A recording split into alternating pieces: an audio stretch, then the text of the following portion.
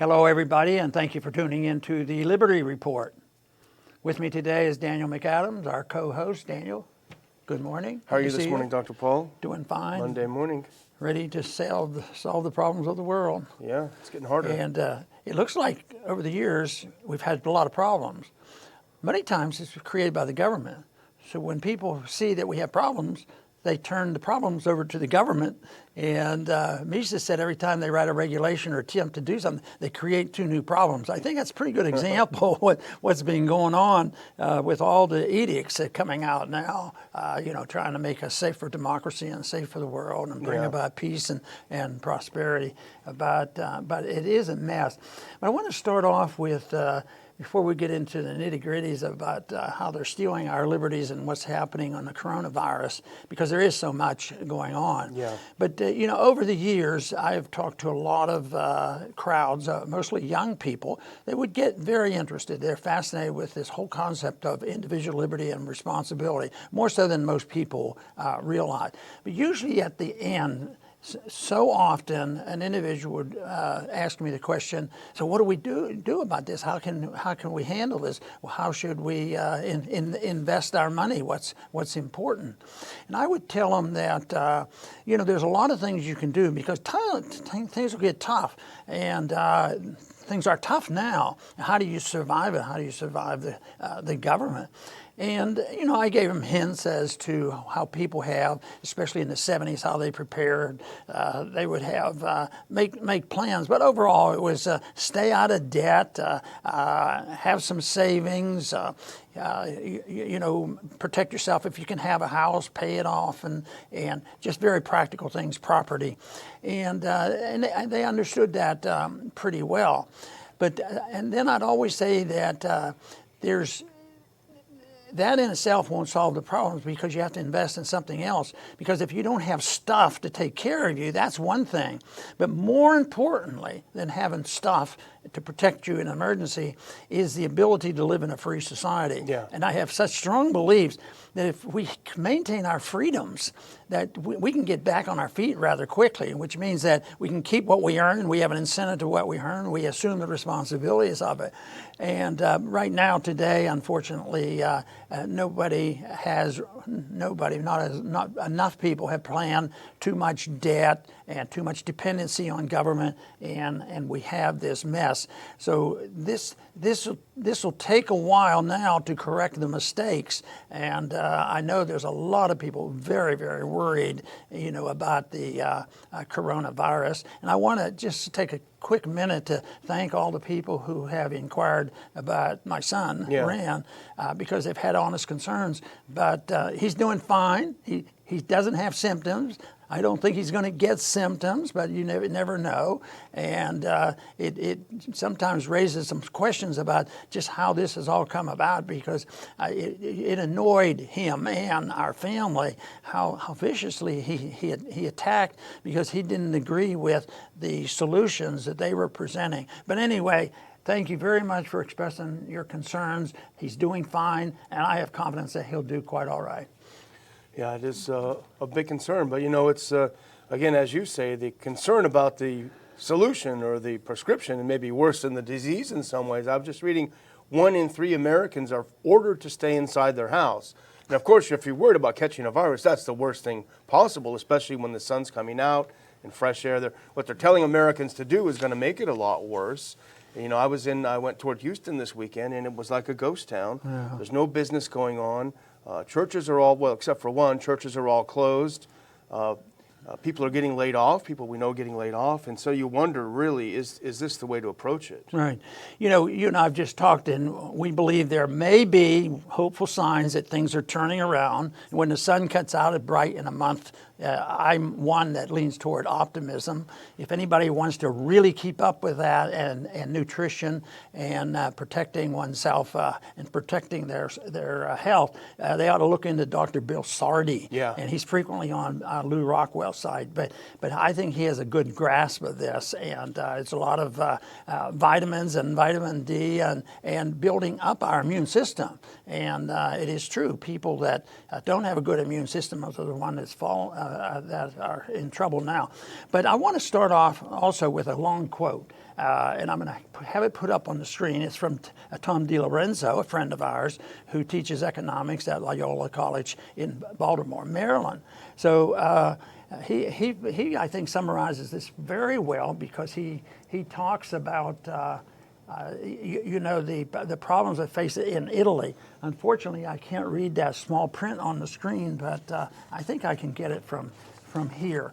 Okay, he writes, this is from Tom DiLorenzo, and he first starts off by, the CDC says that 23,000 Americans have died from influenza since last September.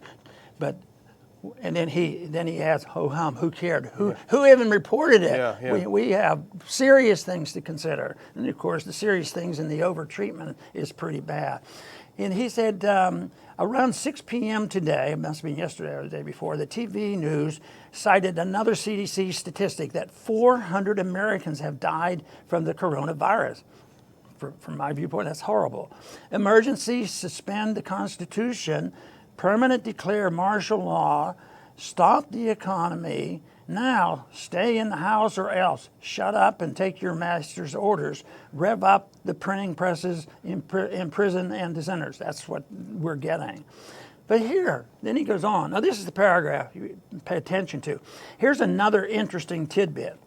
The Italian version of the CDC says that just under 50% of those who had died, 50% of those who have died from the coronavirus had at least 3 pre-existing diseases such as cancer, heart disease, lung disease. The average age of such Italian disease victims is 80%. Around 20% had at least 2. Nevertheless, they are claiming that they all died from coronavirus alone. And yet the number he comes up with, the people that actually did, is less than 1%, 0.8%, who died from the coronavirus had no pre-existing serious condition. So you know what kind of feedback we'll get from this. We'll get hit hard. You don't care. You don't know what it's much, much worse. But then you can get all these statistics, whether it's deaths on the highway or tuberculosis or influenza, and this is really pretty minor, but I do believe the fear-mongering has created these near riots, and riots at time, of people stripping the stores clean. I mean, I think history is going to show that this is another one of these irrational breakout from fear, and that is the thing on the toilet paper. That has to be the most bizarre thing in the world. All of a sudden, the toilet paper is gone, and I do think that most of that was preventable, and it was created out of who knows what the motivations were, whether it was stupidity or what, but it's way out of proportion. Because when you look at this, we shouldn't be rioting in the streets, when we know that people do die from this, but people are dying at much higher rate, 4,000 people a month on automobiles, but that's the way it works. So we'd like to work on trying to get this in a proper perspective, and what will help us, and I do believe it's going to come, and that is the fact that we're going to see some improvements in these statistics where they won't even be able to deny it. I want to see some improvement on the government reaction to calm down, the hysteria that so many of our government officials have created. And I think Gauci, the doctor from CDC, Yeah. He needs to be removed from office, because I think he is, and there's some pretty good evidence that his statements have incited more radicalism and fear and just caused havoc by him speaking out and being the spokesman on it, because it's not like what he says. He has overstated it, and people generally don't get sick from this unless they're already sick from something else. And speaking of Fauci and what he said, you were slammed for your column last week because you said there doesn't seem any basis for him saying it's 10 times more deadly than the flu at the time. And remember, PolitiFact, some guy from PolitiFact, that's not true. Of course, they're funded by Soros and Koch. PolitiFact is, that's not true, Ron Paul's lying. Well, guess what? The numbers are coming out and it shows that actually you're not lying at all. It's not 10 times stronger. But manipulating the numbers was what it's all about, because it's all about fueling hysteria. The media is so irresponsible. They take the absolute worst possible case scenario, theoretically scenario, and then they run it as if it's a fact.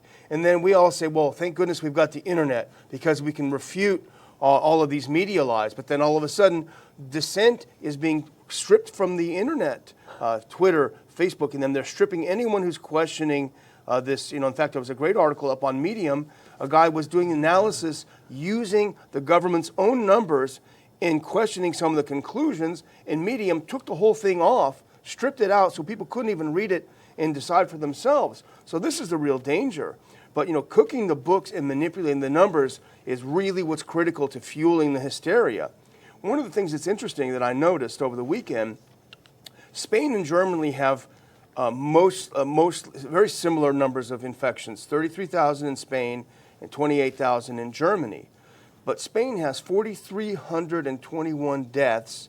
Germany has 115 deaths. It's impossible that this is just somehow, there's some kind of German thing. So it's the way, like we saw with Italy with Di Lorenzo, anyone who dies and after they're dead, they get tested and have a marker for this virus, corona killed them. Even if you're 98 years old, you can't breathe, you've been in the hospital for a month, you're on death's door, and you die, and then they attribute it to it. So that's what they're doing, and that's what's terrifying people, and it's making people angry, not at the people cooking the books, but at people like you who are saying, hang on a minute. Well, we're back to doing something that our government did and the people allowed to happen after 9/11 by passing the Patriot Act, which is an ongoing fight because it hasn't been settled yet for its renewal. In a couple of months, it's going to be revoted on again. But we're doing the same thing, and that is Bill Barr, our Attorney General, which a lot of conservatives, a few libertarians had held out some hope that he would help straighten this mess out. But now it is the authority to put people in prison without any habeas corpus. Any judge can do this, and the Congress is with them. The Congress are willing. They have to go and get this law passed. Of course, they probably don't even need the law passed because the way they act, they do what they want anyway. So the Justice Department is not cleaned up yet, and right now, some of these suggestions are monolithic. It's going to affect all of us. It's a principle that you have no rights to even talk to a judge before they can put you away indefinitely because you're stirring up trouble. You said the wrong thing, and you said your language has been incinerated, and that is on the internet, and they close you down because they say, oh no, that's private. Yeah, social media and government have a pretty good alliance. Yeah, and they'll say, oh well, this is a temporary measure. What's wrong with you, Ron Paul? We have to fight this virus. Yeah. The Patriot Act was a temporary measure after 9/11, as you pointed out. The 2001 authorization for the use of military force, well, this is just in response to the attack, and it's been used how many times anywhere we want to attack. So, a little bit of word to the wise, this is going to be used and manipulated, and when people start getting thrown in jail indefinitely, it's much worse than after 9/11. But the hysteria and the anger does remind me of the period of 2002, 2003, running up into the Iraq War. If you remember, you were the target of a lot of that back then when you were suspicious. I really don't think they're telling us the truth about Saddam Hussein and his weapons of mass destruction. Oh, Ron Paul, you just love Saddam. You want everyone to die. That was the same kind of feeling there is now. There's so many people. I mean, I'm surprised that people even commenting on our program who I don't recognize as commenters, it must be new, they take all the effort to come on to the program's comment section and say, I hope you get it and I hope you die and I hope your son dies. I mean, what is wrong with people? There's something seriously wrong. Well, the Fed wanted to get the market settled today because the stocks keep going down, and they came in with a big announcement. Unlimited QE. No limitation to $1 trillion or something. It's unlimited, whatever they need. And the Congress are urged to pass a $1.8 or $2 trillion worth of spending. But Pelosi, is holding it up. And guess what her reason is? It isn't because of the money. See, that's how Rand got into trouble. He thought they should cut someplace to pay for some of this. But she's holding it up. And this, to me, is nauseating, because the whole purpose is that she wanted to make sure that there was direct money available going around the Hyde Amendment for doing abortions in the third trimester. And that was the reason. And they're real worried about coronaviruses, and this to me is really bad. But this morning when the Fed came through with this announcement, gold went up and the markets looked good and the stocks were up sharply, 500 points. And I was just walking around the room and I had the business station on. I watched the numbers and I looked over and they got their numbers all mixed up. Within just like that, it went down 1,000 points. It was down to 500 instead, and it was up 500. So they said the explanation was there that somebody in the Federal Reserve said these funds are unlimited, and of course that's what they've been working on for years. But right now they're at the end of the rope. The dollar. I like to think about the inverted pyramid, that the more logical, reserves, the dollars and gold and things like that, would be the last thing to crumble. And Treasury bills, they've loved Treasury bills, a little less so now, but they also think cash is good.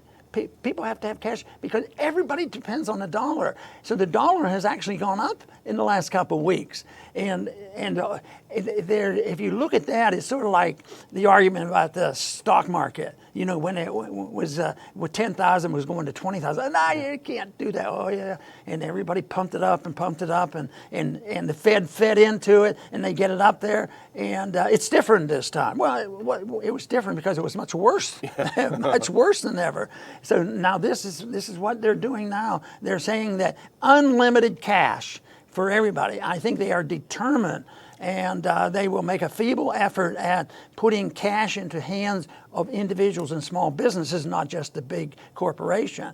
Well, just mechanically, that's hard to do, but it won't solve the problem. They think cash and Federal Reserve notes and computer entries actually have something to do with wealth. Yeah. It has nothing to do with wealth other than the fact that it undermines wealth and gives somebody a temporary benefit to steal some wealth from another. Like, if the banks get bailed out, yeah, they get some benefits there. But ultimately, the Federal Reserve note, these computer chips, are going to be worthless if they don't change their tune, but they're not going to change their tune because the market is so powerful. It is demanding deflation, which they haven't achieved, and also the decrease in prices and elimination of debt, get rid of the bankruptcies, and all these things.